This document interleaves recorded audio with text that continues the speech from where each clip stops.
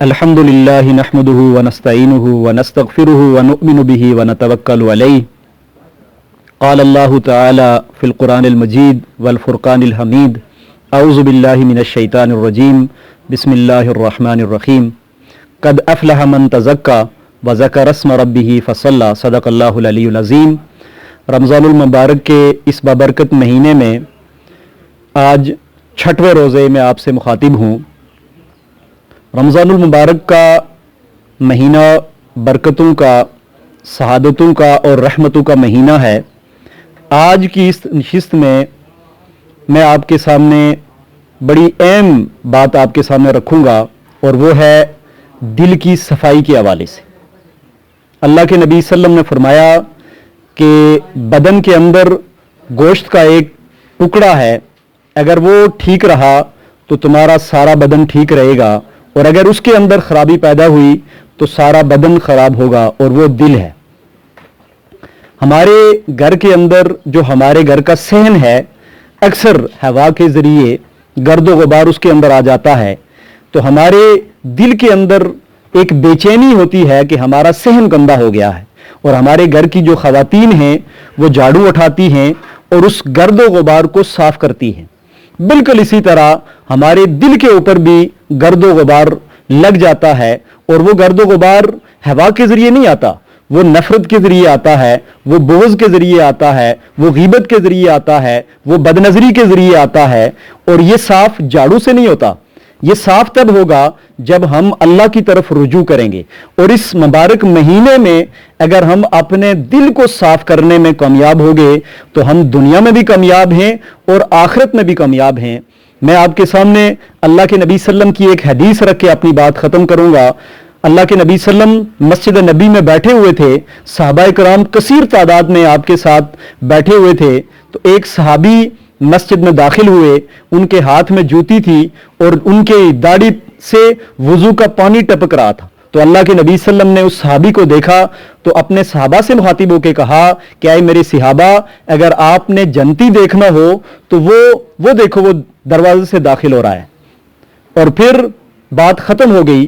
دوسرے دن پھر اللہ کے نبی صلی اللہ علیہ وسلم مسجد میں بیٹھے ہوئے ہیں، پھر وہی صحابی دروازے سے داخل ہوتے ہیں، ان کے ہاتھ میں جوتی ہے اور ان کی داڑھی سے وضو کا پانی ٹپک رہا ہے۔ اللہ کے نبی صلی اللہ علیہ وسلم پھر مخاطب ہوا ہے میرے صحابہ، جس نے جنتی دیکھنا ہے تو وہ اس صحابی کو دیکھیں۔ پھر بات ختم ہو گئی۔ تیسرے دن پھر اللہ کے نبی صلی اللہ علیہ وسلم مسجد میں بیٹھے ہیں، وہ صحابی دروازے سے داخل ہوتے ہیں۔ تیسرے دن پھر وہی خوشخبری ہے۔ تو ایک صحابی اس مجلس کے اندر بیٹھے ہوئے تھے جو بڑے ہی عبادت گزار تھے، اور ان کا معمول یہ تھا کہ وہ پوری رات نوافل پڑھتے، تہجد پڑھتے اور دن کو روزہ رکھتے تھے، اور ایک دن میں قرآن ختم کرتے تھے۔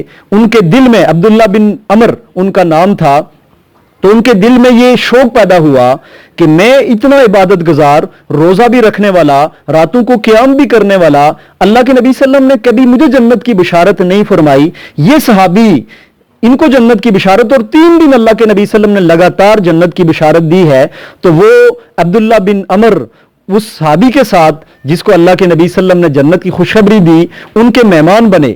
ایک دن ان کے گھر میں قیام کیا، تو اس لیے قیام کیا کہ میں دیکھوں کہ یہ صحابی عمل کون سا کرتے ہیں کہ اللہ کے نبی صلی اللہ علیہ وسلم نے دنیا میں ان کو جنت کی خوشخبری دی ہے۔ تو اللہ کے نبی صلی اللہ علیہ وسلم وہ جو صحابی تھے اللہ کے نبی صلی اللہ علیہ وسلم کے، رات کو انہوں نے اس صحابی کے گھر میں قیام کیا تو دیکھا کہ انہوں نے عشاء کی نماز پڑھی اور اللہم بسمک اموت واحیا دعا پڑھ کی اور سو گئے۔ پوری رات وہ صحابی جاگتے رہے کہ میں دیکھوں کہ وہ رات کو اٹھ کے تہجد پڑھیں گے، یہ اللہ کا ذکر کریں گے، لیکن دیکھا کہ وہ پوری رات بڑے مزے سے سوئے ہوئے ہیں۔ عشاء کی نماز کے بعد انہوں نے کوئی عمل نہیں کیا اور صبح فجر کی اذان کے وقت اٹھے۔ دوسرے دن بھی ان کا یہی معمول تھا، تیسرے دن بھی ان کا یہی معمول رہا۔ تو وہ بڑے حیران ہوئے کہ انہوں نے رات کو اٹھ کے نفل نہیں پڑھے، تہجد نہیں پڑھے، اور اللہ کے نبی صلی اللہ علیہ وسلم نے ان کو جنت کی خوشخبری دی۔ وہ صحابی بول پڑے عبداللہ بن عمر کہ اے اللہ کے نبی صلی اللہ علیہ وسلم کے صحابی، آپ مجھے بتائیں کہ آپ کون سا ایسا عمل کرتے ہیں کہ اللہ کے نبی صلی اللہ علیہ وسلم نے 3 دن آپ کو جنت کی خوشخبری دی؟